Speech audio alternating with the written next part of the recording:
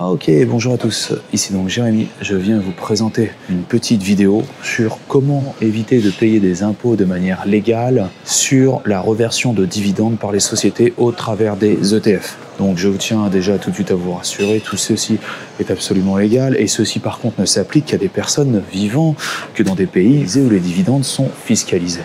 Alors évidemment avec le prélèvement à la source, vous êtes quand même si vous résidez dans un pays où normalement les revenus étrangers ne sont pas fiscalisés, il y a quand même une retenue à la source sur les dividendes et vous allez devoir payer. Mais en plus, vous payez vous sur vos impôts, sur tout ça, vous allez devoir normalement déclarer vos dividendes si vous avez des actions qui vous reversent des dividendes. Ceci étant, je tiens quand même à mettre un petit haut là, attention à cette technique parce que les ETF ne sont pas des actions en propre. Finalement avec l'ETF, vous ne détenez pas à votre nom, vous n'êtes pas propriétaire de l'entreprise en soi comme avec un système d'actions.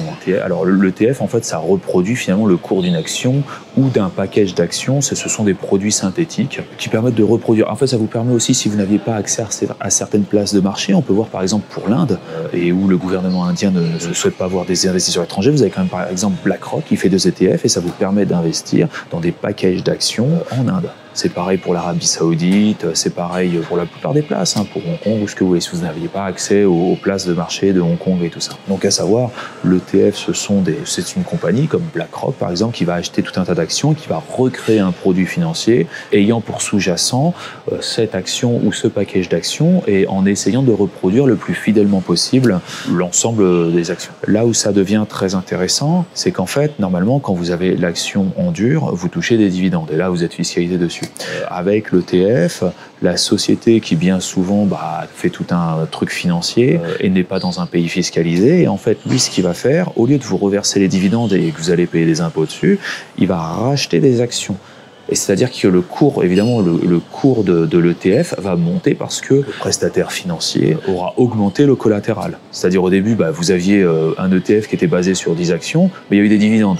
Et au final, vous vous retrouvez avec le collatéral, se retrouve avec 11 actions. Donc évidemment, de facto, la valeur du cours monte par rapport déjà à la valeur de l'action, mais aussi par rapport au nombre d'actions. Et à chaque fois, il va racheter. C'est ça le principe. Il y a plusieurs types d'ETF, il faut le savoir. Il y en a qui même dans les packages ou ce que vous voulez, soit ils vont vous reverser en cash directement les dividendes et les trucs, c'est même dans des packages d'actions. Vous avez des ETF qui représentent, je sais pas, 50 actions et ils vous reversent ça directement en dividendes. Eux-mêmes, l'ETF vous reverse des dividendes, mais ça, par contre, on est fiscalisé dessus.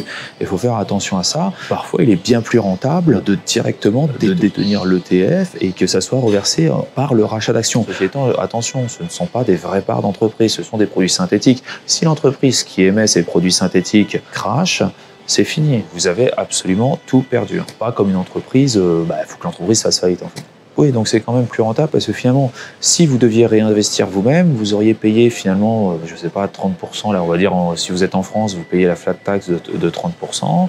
Et le problème, c'est que quand vous réinvestissez, vous rachetez des actions, à chaque fois, vous avez moins 30%, moins 30%, moins 30% sur chaque dividende. Tandis que quand c'est le prestataire financier qui rachète lui-même les actions au travers de l'ETF, vous n'êtes pas ponctionné. Donc normalement, ils se sont bien arrangés fiscalement. Après, tout dépend du type d'ETF que vous avez, où ils sont fiscalisés, comment sont fiscalisés, et quel est leur pays de fiscalisation et comment ils traitent les dividendes par rapport à leur pays d'origine et de l'émission des dividendes. Mais bien souvent, par exemple, vous allez prendre des sociétés à Hong Kong, vous ne paierez absolument rien. C'est-à-dire que l'intégralité, 100%, sauf évidemment commission du prestataire financier, 100% sera réinjecté en rachat d'actions, ce qui fera augmenter le cours de l'ETF. Donc vous gagnez 30% sur chaque année, ce qui est plutôt pas mal.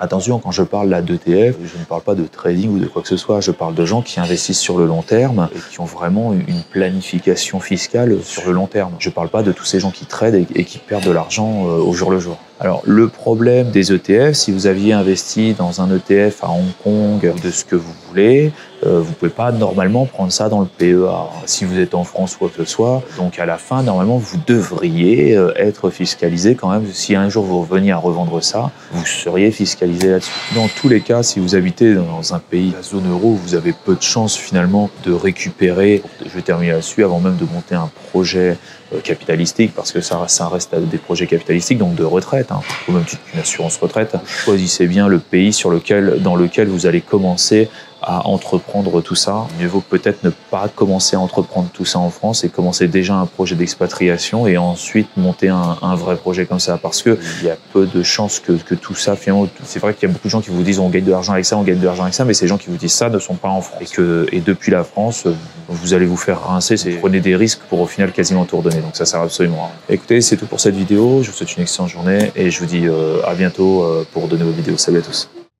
Un grand merci pour avoir visionné cette vidéo en entier. Si cette vidéo vous a plu, n'hésitez pas à vous inscrire sur ma chaîne et à liker cette vidéo. Un petit pouce bleu fait toujours plaisir et m'encourage dans mon travail. Je vous encourage aussi à laisser un commentaire si vous avez des remarques par rapport à la vidéo ou bien à la réalisation. Merci à tous et à bientôt.